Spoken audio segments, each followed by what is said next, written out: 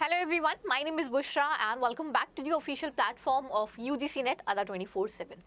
जब भी हम पीएचडी की बात करते हैं, हम स्कॉलरशिप्स की बात करते हैं, तो सबसे पहला नाम आता है हमारे पास में कि जेआरएफ क्वालिफाई कर देते हैं और पीएचडी के अंतराल में पूरे 5 साल के लिए मुझे स्कॉलरशिप मिल जाएगी, जो कि अप्रॉक्सीमेटली 25 से 30 लाख की स्कॉलरशिप बनती है हमारी पूरे 5 साल की ड्यूरेशन के अंदर।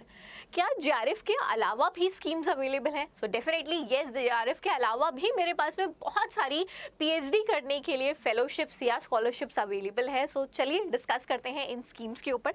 सबसे पहली scheme which is the PMRF यानी प्राइम मिनिस्टर रिसर्च फेलोशिप, जो कि साइंस एंड टेक्नोलॉजी की फील्ड्स में रिसर्च करने के लिए हमें मिलती है। एलिजिबिलिटी रहती है इस स्कीम की, जो भी स्टूडेंट्स फाइनल ईयर के अंदर हैं of a bachelors degree science and technology में और उनका सीजीपीए जो है वो 8 के ऊपर है, वो अप्लाई कर सकते हैं पीएमआरएफ स्कीम, फेलोशिप स्कीम के अंतर्गत, जहां पे जो फेलोशिप का अमाउंट है वो 70 से 80 हज़ार रुपए तक रेंज करता है।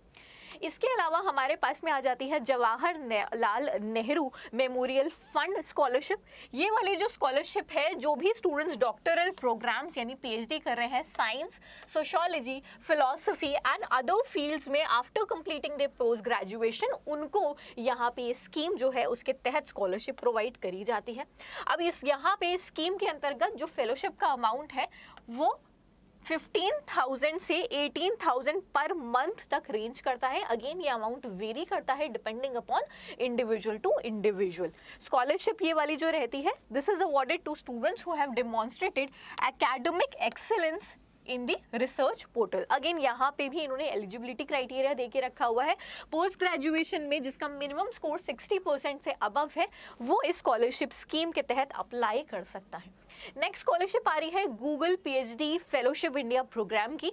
ये वाली जो स्कीम है, नाम से पता चल रहा है गूगल देता है ना। गूगल पीएचडी फेलोशिप स्कीम जो है, इसका एम है स्टूडेंट्स को जो इन्होंने भी मास्टर स्टडीज अपनी कंप्लीट करी है और वो परस्यू करना चाह रहे हैं पीएचडी को, उसके तहत यहाँ पे स्कॉलरशिप देना। इस स्कीम के तहत आपको एक और अपॉर्चुनिटी मिलती है गूगल में इंटर्नशिप करने की, जो आगे आपके लिए एडेड एडवांटेज के रूप में काम आएगी। गूगल जो है स्कॉलरशिप गूगल के द्वारा प्रोवाइड करी जा रही है। अब यहाँ पे जो आपका फेलोशिप का अमाउंट है वो इन्होंने 4 ईयर के पीरियड तक दे के रखा हुआ है, यानी पीएचडी के 4 सालों तक आपको पीएचडी वाली स्कॉलरशिप मिलने वाली है, जहाँ पे अप्रोक्सीमेटली 26 लाख रुपए तक की स्कॉलरशिप आपको मिलेगी, यानी ऑन एन एवरेज जेआरएफ के बराबर यहाँ पे स्कॉलरशिप आपको मिल जाती है। एलिजिबिलिटी क्राइटेरिया इन्होंने दे के रखा है वो स्टूडेंट्स जिन्होंने अपना पोस्ट ग्रेजुएशन कंप्लीट करके रखा है और यहाँ पे इन्होंने बोला है कि आपने पीएचडी प्रोग्राम में एनरोल करके रखा हो कंप्यूटर साइंस या रिलेटेड फील्ड्स के अंदर। नेक्स्ट स्कॉलरशिप आ जाती है हमारे पास में which is ICHR junior research fellowship. ये वाली जो फेलोशिप है ये आपकी हिस्टोरिकल रिसर्च के पॉइंट ऑफ व्यू से प्रोवाइड करी जाती है, जहाँ पे फेलोशिप अमाउंट हमारा 16,500 से 17,600 तक रेंज करता है। फेलोशिप ये वाली जो है अवार्ड करी जाती है through an online entrance examination, यानी ये वाली स्कॉलरशिप अगर आपको चाहिए तो आपको एक एंट्रेंस एग्जामिनेशन निकालना पड़ेगा एंड उसके बाद में आपको एक प्रेजेंटेशन पर कम इंटरव्यू देना पड़ेगा, यानी वहाँ जाके आपको अपना प्रेजेंटेशन देना पड़ेगा अपने रिसर्च टॉपिक का, रिसर्च प्रपोजल का, साथ ही साथ आपका एक इंटरव्यू कंडक्ट होगा, कुछ क्वेश्चंस पूछे जाएंगे जिसके आधार पे आपको सेलेक्ट किया जाएगा।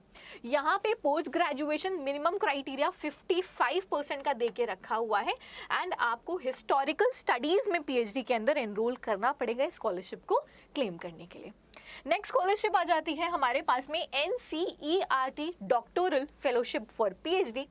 इस स्कॉलरशिप की बात करें तो दिस इज अ फेलोशिप जो कि ऑफर करी जाती है national council of education research and training which is NCERT के द्वारा।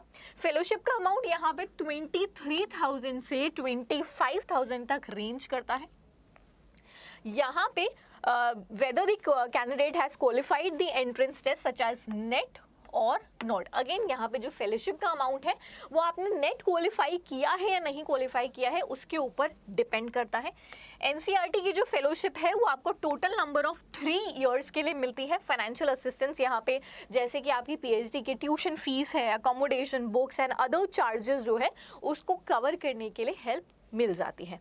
एलिजिबिलिटी क्या रहेगी यहाँ पे, जो भी स्टूडेंट्स जिन्होंने पोस्ट ग्रेजुएशन किया है with minimum of 60% marks and PhD के अंदर एनरोल किया है किसी यूनिवर्सिटी या किसी कॉलेज में, वो इस स्कीम के तहत एलिजिबल हो जाते हैं।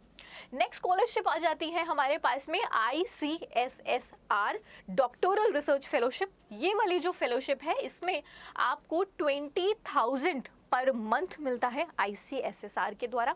एलिजिबिलिटी की बात करें तो मास्टर्स आपने किसी रिकॉग्नाइज्ड यूनिवर्सिटी से फर्स्ट क्लास में कर रखा है या सेकंड क्लास में कर रखा है, एंड आप पीएचडी किसी भी सोशल साइंसेस की फील्ड में, यानी जितने भी सब्जेक्ट्स हमारे पास में यूजीसी के अंतर्गत आते हैं, ये मेजर सारे आपके सोशल साइंसेस के सब्जेक्ट्स हैं, इसके अंदर आपने पीएचडी में एनरोलमेंट कर रखा होगा, तब आप इस फेलोशिप के लिए एलिजिबल हो जाते हैं।